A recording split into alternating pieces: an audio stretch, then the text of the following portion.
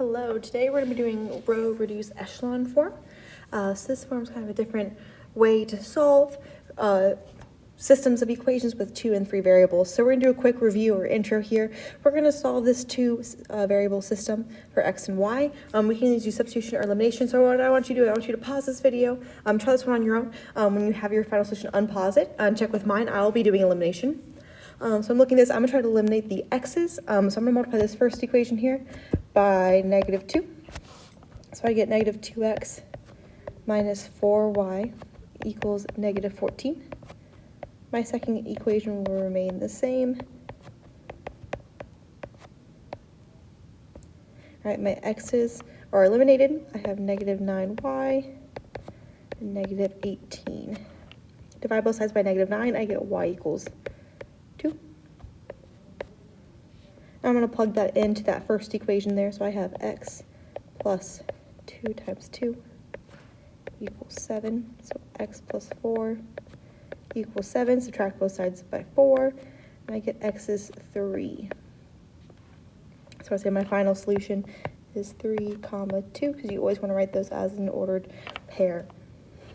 All right, so I'm going to show you another way besides substitution or elimination to solve this, and it's called using this row reduce echelon form and using our matrices. So go ahead and write this problem out. It's the same exact problem, except for now, instead of just doing our typical solving with elimination or substitution, we're going to be using row reduced echelon form. I will call this RREF for short, because that's a lot to say there. So what it is, we're going to transport these equations into a matrix. All right, so notice here we have, it's kind of almost set up in a matrix already. We have 2 rows by 3 columns. We have our x column, our y column, and our constant column. So we're going to create that 2 by 3 over here. Okay, so our 2 rows, we have equation 1 as our first row and equation 2 as our second row. Our first column is going to be your x values, then you have your y values, and then you're going to have your constant terms, aka your numbers. So our first one, we're not going to put in the actual variables, so we're just going to put the coefficients or the numbers out in front. So the number out in front of x is 1, out in front of 2y is 2. What I do is I put this line here to signify that's like the equal sign. We're jumping to it with the constant term, which is 7. Okay, then we've got 2x, -5y, and -4. So if you look here, we've transported that equation or systems of equations into a matrices.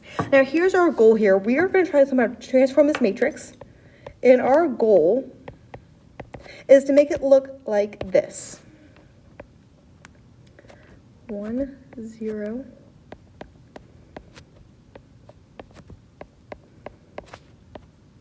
Okay. So we're taking these numbers, all right. On your calculator, there won't be that little line here, right? But technically there is that line there like in our head, where this number right here is going to be the solution for x. And this number right here is your solution for y. And if you look right here, all right, you get an identity matrix right there. So this is going to be a 2 by 2.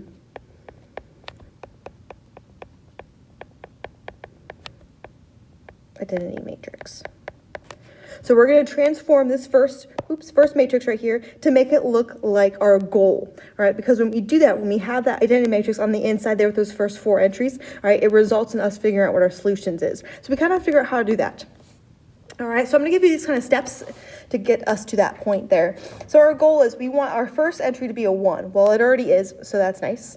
We want our row 2, column 1 entry, so this is 2 right here. We want that to become a 0. So I have to figure out what things I can do by multiplying by a scalar value and adding to get that to a 0. So what I could do is I could do -2 times row 1. So I could take my row 1 value, I could multiply by -2, and I could add that value to row 2, and that could become my new row 2. Now I know this looks kind of crazy here. All right, I'm not going to make you ever do these kind of by yourself by any means. All right, but I'm going to give you those kind of options there. So look here, this is what we're doing mathematically, and this is the new row you're going to get. All right, so you notice row 1 isn't changing. So when I write this out, row 1 isn't changing, so that's still this.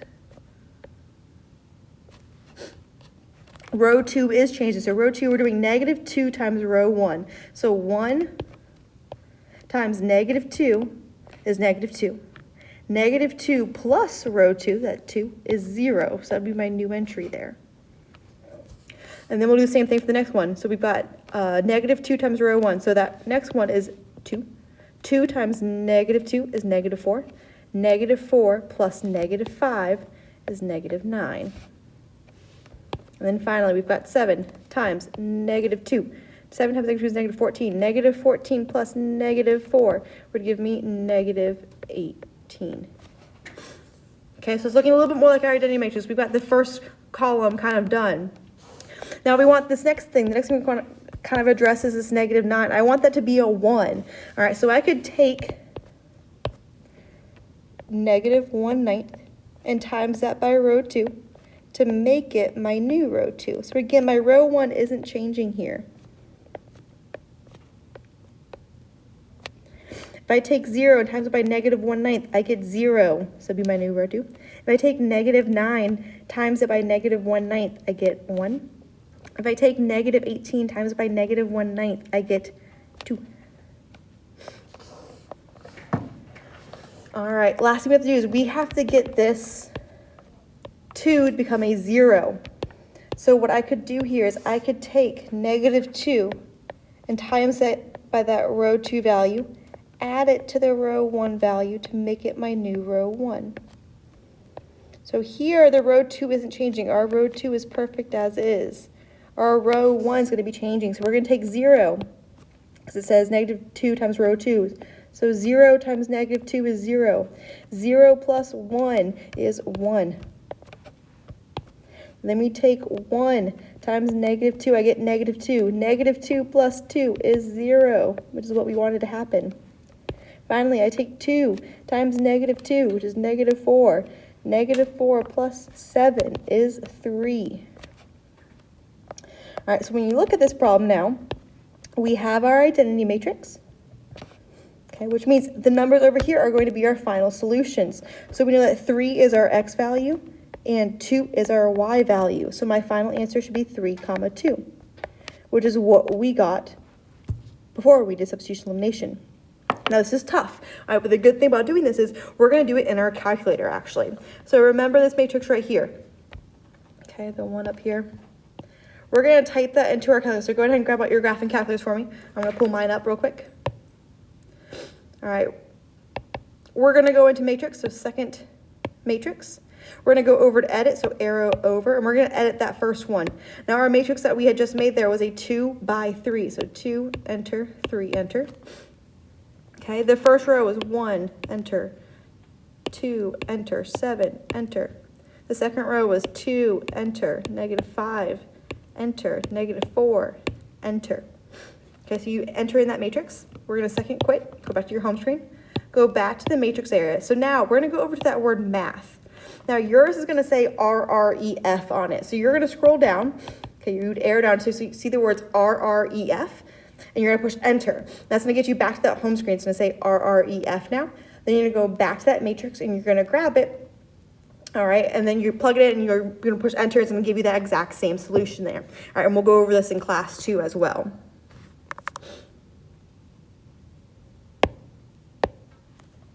All right, so let's try this again. All right, example 2 here. All right, this one is a 3-variable system. All right, so we've got our kind of system there. We've got x, y, and z. All right, we're going to do it again with using our matrices and doing RREF. So we have a couple different steps here. The first one I want you to do is I want you to rewrite the equations so your variables line up. So if you look right now, our variables aren't matching up like we need them. Okay, you've got your x's and y's kind of all over the place. So this first equation up here. All right, I want to move my y and z right here over to the left, and I want to move this negative 2 over to the right. So that should look something like this. I should have x minus y minus 3z equals positive 2. I'm just thinking the next one actually is already written out perfectly for us. 5x plus 2y plus z equals negative 17. The next one, that negative 3x is already over there. We're going to move that y over. There is no z, so you can put plus 0z there as a placeholder, equals 8. The second thing we're going to do here is we're going to write these equations as an augmented matrix.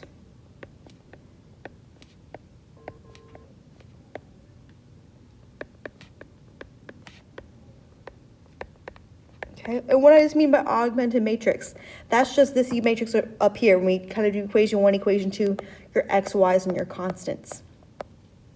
So we have 3 equations here, so we're going to have 3 rows. We're going to have 4 columns. We have your x, y, z, and then you have your constant. So my first one's going to look like this: 1, -1, -3, 1. We're going to put that line down there to signify that equal sign. Second one's going to look at 5, 2, 1, -17. Next one, -3, -1, 0, and 8.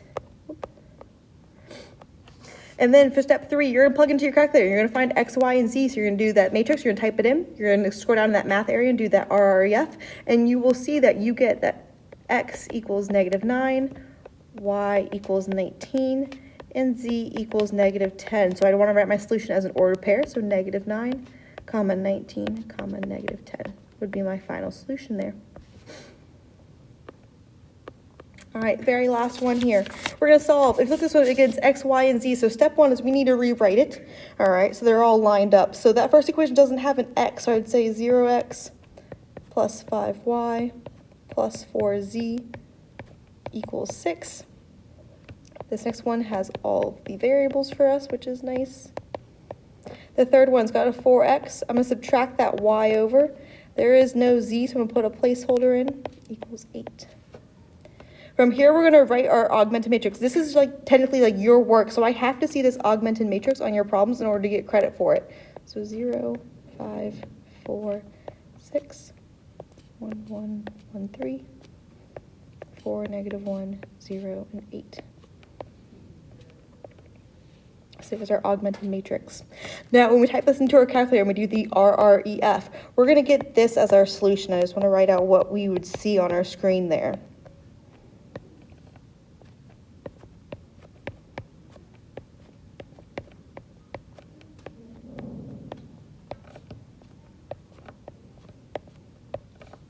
And kind of talk about why this is an issue. So look at in here. This is no longer an identity matrix because this spot right here should be a 1 and both of these should be 0. So something went wrong here. All right, so this is not an identity matrix.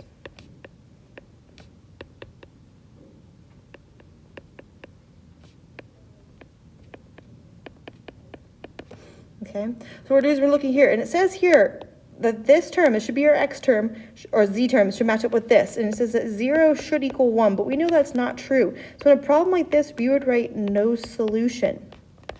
Because the identity matrix doesn't make sense there. It isn't actually an identity matrix. So here's what they would kind of look like as some examples for you. So no solution would look something like this.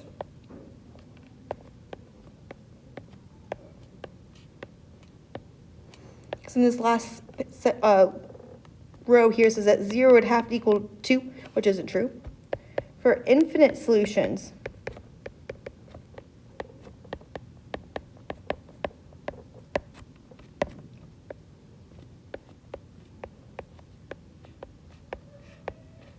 you get this broader